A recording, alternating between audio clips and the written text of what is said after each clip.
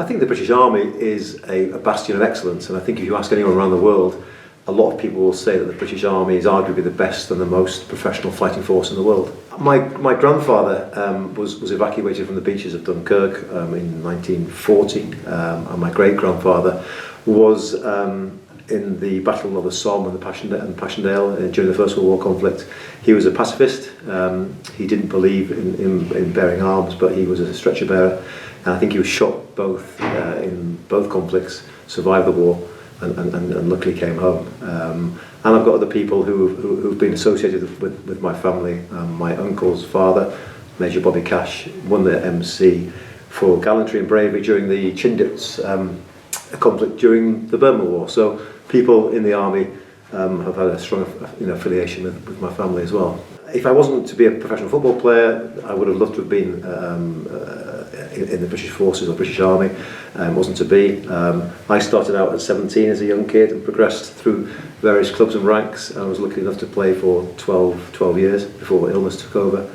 And then from retiring and travelling, I then spent some time studying and then came back into the world of professional sport with a degree, and I've worked in various capacities in the sports science and medical departments. Professional football teams often go to military camps for pre-season or for training. So as a professional footballer, did you ever go to a British Army camp? And if so, what was the experience like? I did, yeah, and it's something I really enjoyed, and I think probably that's why I've sort of come to this point in my career now, where I think it was a great experience. You learn about other people around you, and you learn about yourself, what you can do physically and mentally. I went to both Deal and I think it was Lympstone in Devon.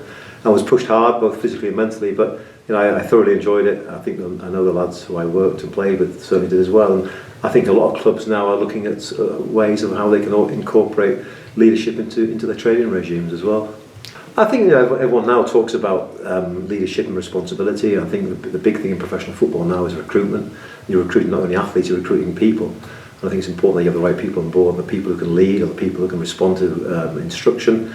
And those people who you can rely on. And I think when you get players involved or engaged in an environment which is challenging and different, you find out more about them, and you find out who can lead and who can follow instructions, and who can be, so to speak, stand up to the plate, basically. I've been lucky that I've met many people in the British Forces and British Army. A lot of people I know I've got a huge amount of respect for, and I think there are some similarities between professional sport and the British Army.